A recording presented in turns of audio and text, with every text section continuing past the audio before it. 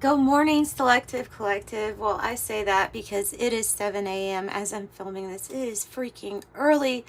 I woke up, this is so odd, woke up around 3:45, something like that, a.m.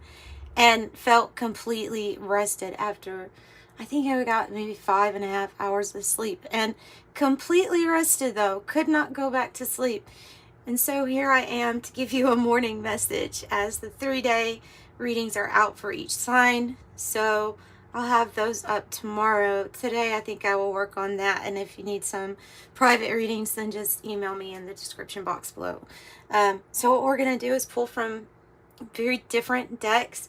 And the goal is to let's start our day with some enthusiasm and energy of positivity, because now more than ever we're kind of needing it. We're going past the point of needing to anchor the light and going into the point of needing to spread the light, to radiate it from within out, because the world, quite frankly, needs it. So yeah, what I thought I would do, let's see here, let's just talk while I shuffle these cards. There's that 6 again. This was on the bottom, but it was from a reading I had done the night before. It showed up on the bottom again after I shuffled it. So that's significant. The 6 of Swords, of going in a different direction for some reason, for whatever reason. Could be and can be the shifting of thoughts too, you know, because the swords can represent our thoughts. But I mean, most people take it quite literally, of getting out of a stormy situation and going into calmer waters. Travel. It's just one of those cards that sometimes it can actually mean that, you know. So let's get a few cards. Let's do from the middle here. A little different. Let's get 3 cards for us. All right. 4 of Pentacles. Okay, this is like the architect of this divine matrix right now that you're building upon. Okay, you are building upon. You're becoming stable in maybe unstable times. It says it's done. It is done. And it's very these selective collectives are generally for the people that feel drawn to like a soul tribe feeling. And yeah, I think that we are very well past the point of already understanding it has to be stable on the inside for anything to be stable on the outside. And that has proven to be a challenge within consciousness, within awareness, awakening, is that people are more and more finding that, wow, we got some work to do. Things we weren't aware of. Okay, so we'll do 2. Let's do 2 from that deck. That's the Shaman's Dream. And the next deck is the Sacred Spirit. Well, that's gonna annoy me. We need to have them in uniform. Can you still see it? Yeah, you can still see them. Good. Yeah, so just bear with me. I've never done a selective collective like this, and it makes me feel like it's tied to a message of there being a reveal, a great reveal, probably within our lives on the outside. All of that work that you've done, it's adding up to something. A great reveal, great reveal. Feeling very energized here lately too, so I thought I would share the energy since I'm feeling it. And but it's been tough. There's been a lot of times when I was not like that at all. Exhaustion for no reason type of energy for a while. Let's do one more. Let's do one more. Whoa. Okay. Let's do that many. Just because they are obviously wanting us to have that many. Okay. Spirit guides, angels. Us messages. Give us messages for our day.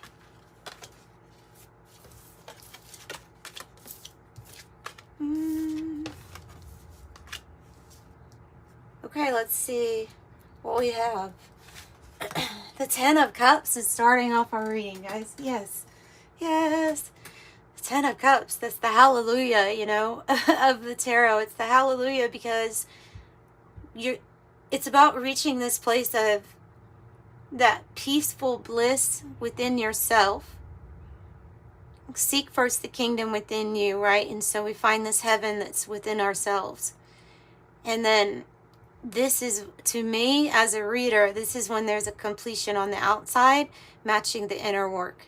And that is creating your heaven on earth. And I think that's what we are supposed to be doing.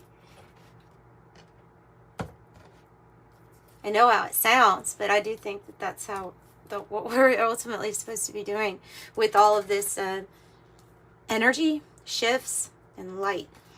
So 10 of Cups, please give it to us here. Oh, conflict in the middle of the 10 of Cups. The 5 of Swords. Ooh, it feels like a fighting energy, guys. It feels like a darker fighting energy. The energies of fear, struggle, drama, conflict. Yeah, like doing its best for you not to achieve what you're here to achieve, because you are like the one candle that is lit, and everybody else has a candle, but there's just, their wick isn't lit yet. And so I've said this before, right, too. You may have heard me say this before. So it's kind of like your job. Well, you would love it. It would be a pleasure to light somebody else's candle, but it wouldn't be to this type of energy. It would be like, no, don't teach people how to see. Don't awaken people with your love or your kindness or compassion. They want to keep fear around. They want to keep struggle around, and it's food, it's energy, basically. It's a type of energy that wears us down and feels very uncomfortable to us. Just as that energy feels uncomfortable to us, our light irritates them. So they fight. Oh, we have the 6 of Cups. The 6 of Cups. So this is since this is a selective collective group, it is the soul tribe connections here, I feel.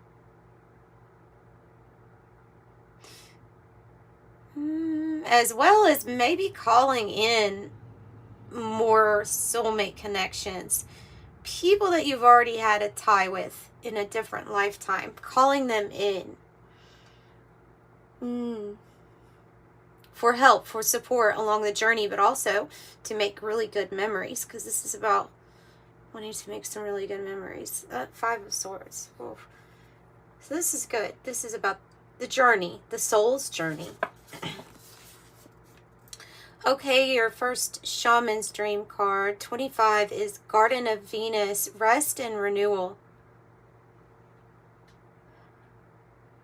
And you may be feeling like this little hummingbird here, like just so full of energy and so full of that positivity to go out there and let's get the sweetness in life, you know. But don't forget to wind down when you need to rest and take care of yourself the best that we can.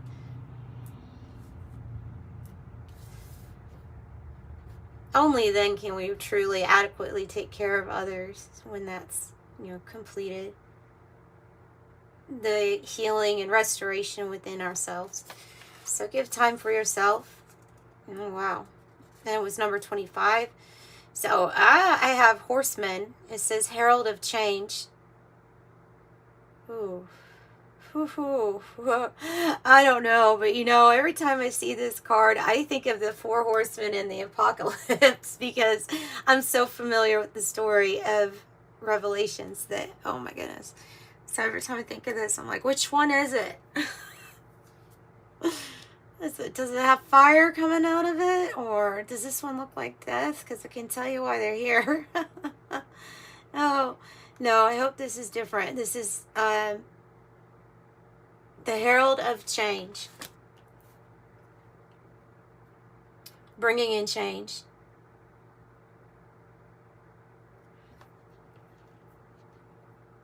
And if you're not familiar with the four horsemen and the apocalypse and Revelations, which I've read a lot of different versions of it, by the way, the different Bible versions even. I told you I was reading the Dead Sea Scroll version right now.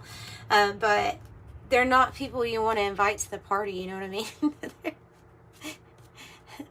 They are the ones that bring, like, okay, unleash the disease. Unleash the volcanoes, the earth tilts, the whatever. They unleash it all. There's a lot of different things. Plague, famine, disease. Oh. Yeah, you don't want them at the party. Anyway, so this is a different horse, we're going to say. First card from the Sacred Spirit. Can you see it? No. There we go. Now you can see it. Kundalini rising.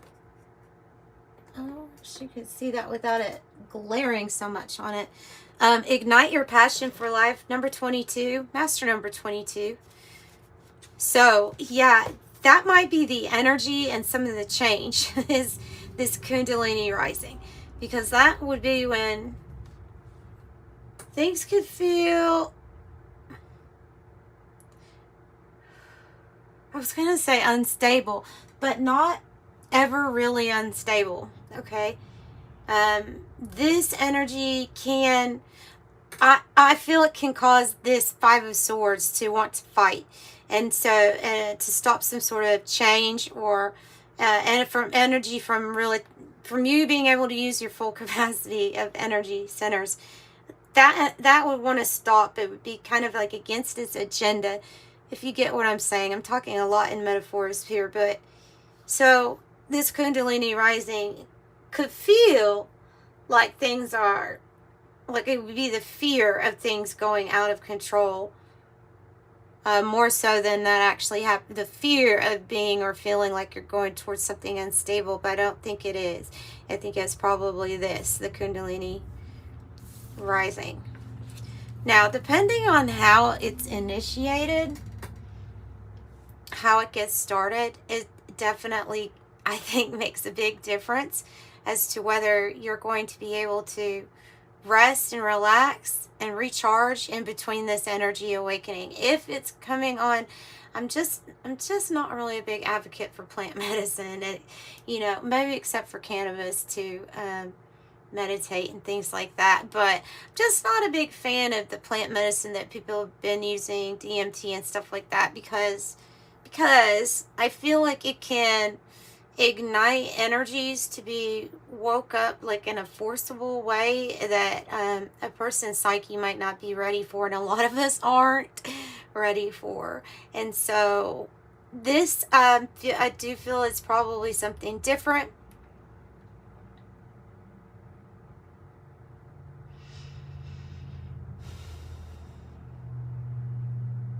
Yeah, I feel like this is done from inside, inner work, meditative practices, breathing exercises.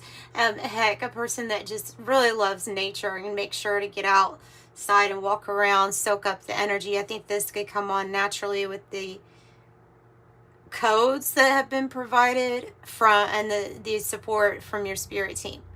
So that would be actually a really nice way. And then if you're already on the trying to not eat so much fast food, or please stop drinking canned drinks if you're drinking Cokes. I was so addicted to those for a very long time, but I think it's been over a year now, of just like coffee and water during the day, because it felt so much better. There was one persistent problem that I had with my stomach that completely went away when the soft drinks went away.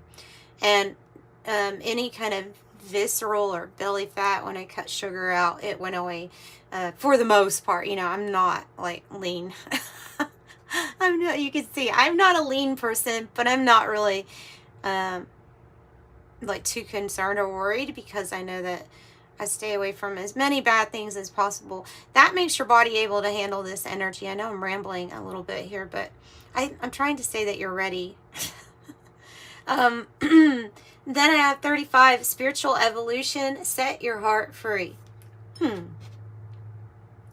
Set your heart free. This is your spiritual evolution. Okay, well, meaning that they're saying that your spirit, the spirit, not the spirit is what inhabits the body. It's kind of, we'll distinguish it a little bit from the soul. Your soul is already whole and complete and expansive. The spirit here is the thing that is evolving through an avatar. You can even evolve to, I don't know, be one of those people that has OBEs and you're able to evolve to get out of it totally. Aren't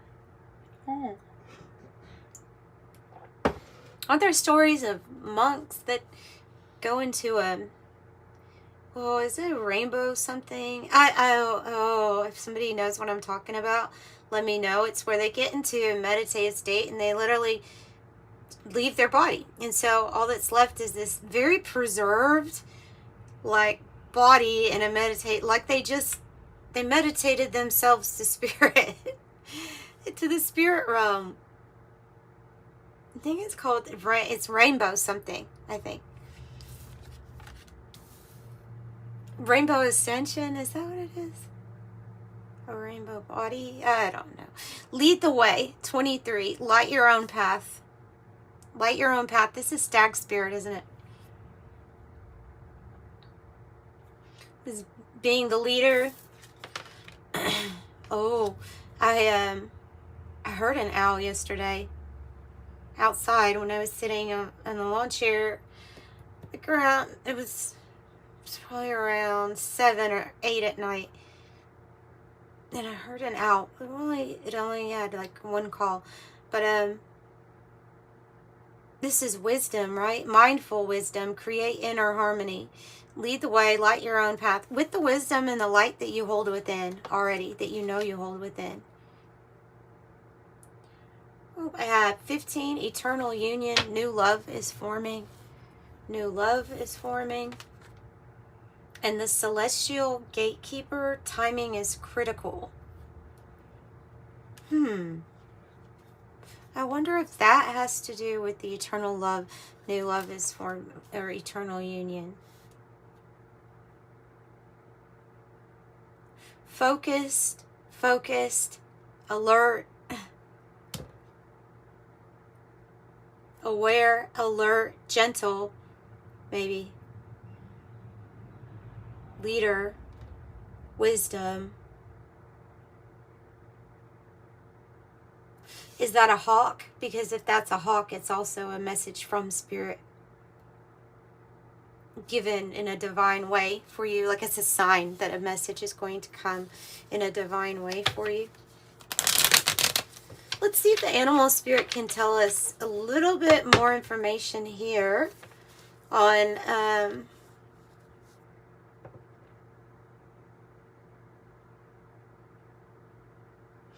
what do we want to pick first? Let's do the spiritual evolution. What is our... honestly, when I read that, I think, oh God, what is my body about to get adapted to? I think I've just been through some major energy shifts, and it has not been easy. Oh, wow, look, guys. And it has not been easy. Look at the rays from the light, and then it's looking like the rays from, but they're not. It's a web, but it looks like two webs. The spider. Okay. This has to do with weaving your dream. and I always think of it's okay to do something over and over also, because if you think about what a spider does, puts it up and then the next night takes it down, puts it up somewhere else, and that might be a big metaphor for how the energy is right now. It may be this works for a minute, pick up and go over here, then we're going to have to adapt, and then we're going to have to pick up and go over there. That might not last forever, but it might be what's happening during an energy shift is what I'm thinking. Let me look up the spider so I can tell you exactly how they word it. I might read the hawk, unless we'll wait and see if it wants to come out with this deck, but there's a crow too.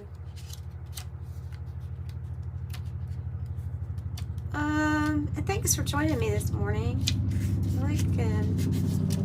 I like these readings. They are so much fun for me.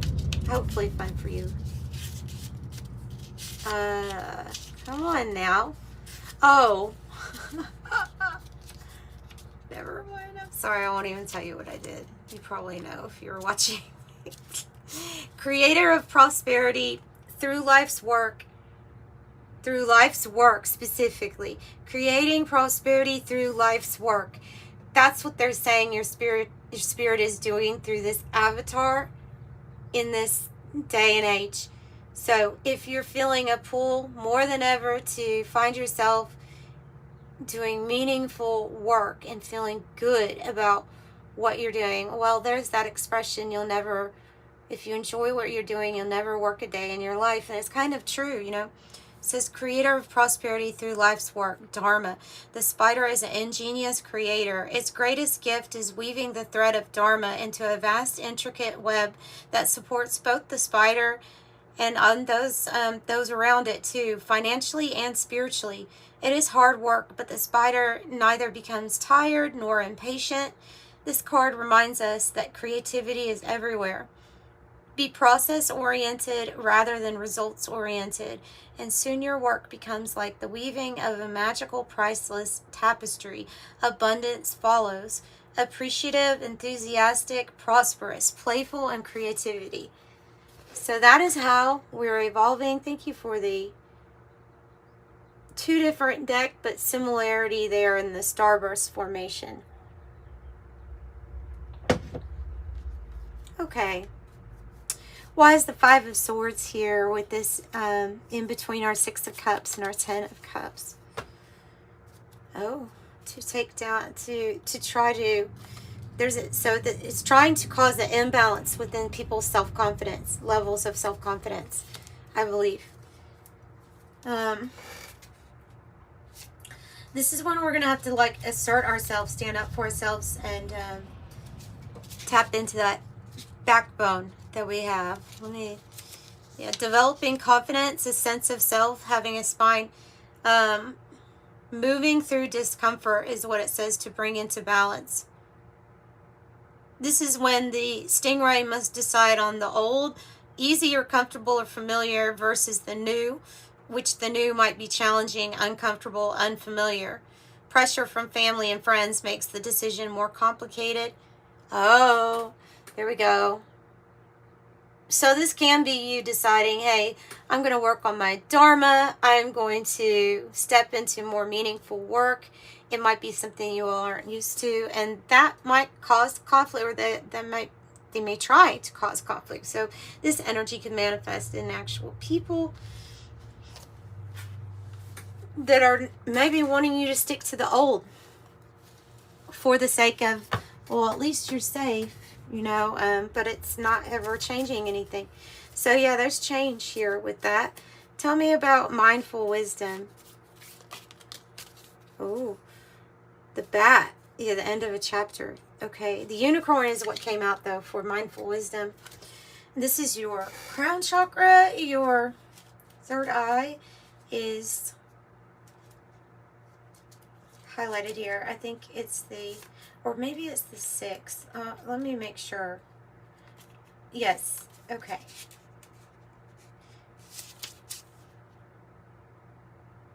Yes, it's the sixth. I'm so sorry. It's the third eye. It's not the crown chakra. My bad. So the unicorn says reconnecting to higher wisdom or divinity. Isn't that interesting? And they're using the owl.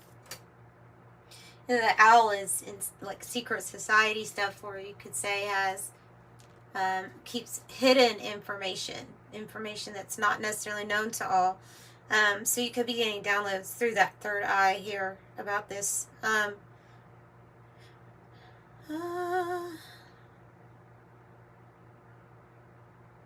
This is a card that's coming out that says it's when we're wondering if we can actually trust our intuition or not. Okay, so it is about, can be about any of the clairs, any of those things that you get extrasensory information from, like any areas. You have, I'll name what I know. You have clairaudience, and that is like clear smelling. You have clairsentience, clear feeling. You have claircognizance, clear knowing. You have clairvoyance, which is clear seeing. Clairgustance, which is clear tasting. I think that's about all I know, but anyway, so it can come in as different things. So you could be getting all this information and wondering. So they're saying, yes, you can trust in yourself and you can trust in your abilities. You can trust that the wisdom that you're getting, though it might not be something from a book, no, probably isn't from a book. It is just a sign or synchronicity, something that only makes sense to you. And a lot of people have the claircognizant. I don't know how I know. There's just a knowing. A lot of people, I think, have that. Tell me about lead the way.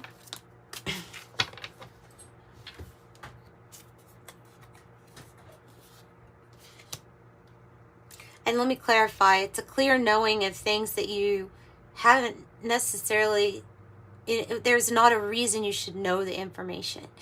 You know, other than like you could have some education around spirituality. I've read some books and things like that, but there's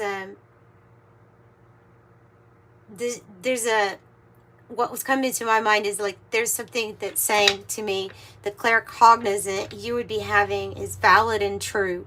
It's not telling you a lie. It's not telling you something that another person actually even can argue with, and you know, it's a knowing of something to be true without having to have it being proven by anybody else, because there's really no way to tell how you got the information in the first place.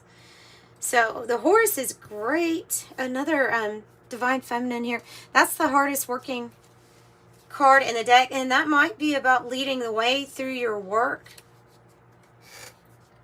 Leading the way, the collective, you know, for whatever it is that you do. Let me see what the horse says. And you have the fish. The fishes are really good. That's a good sign too to get for prosperity, for flowing around your obstacles easily, going with the flow, and intuition. The horse says gaining momentum, freedom, expansive energy, and force. The horse represents the most masterful form of the earth energy within the deck. It provides us with momentum so reliable, so supportive, that you can ride on its back towards any goal, no matter how difficult the terrain. A horse personality is fully awakened, fully alive, and cannot be defeated. This energy achieves everything and never gives up. Well, that feels like it should be the main message for today's reading. All right, eternal union, new love is forming. And then we're going to look at celestial gatekeeper, the frog. I have the bear. It seems out of balance, so we'll have to see what it says to bring it into balance. This is, you know, I know what it is. It's a waking up to connections.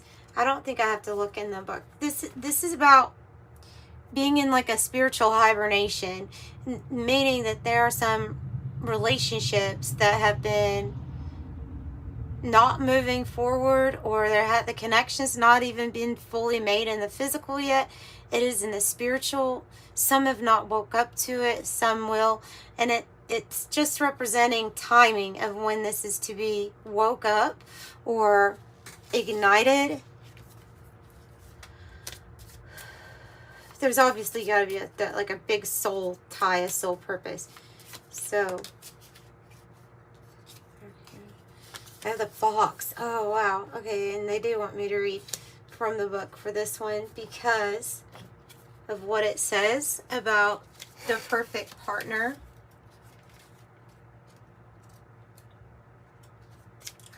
Let's see the fox.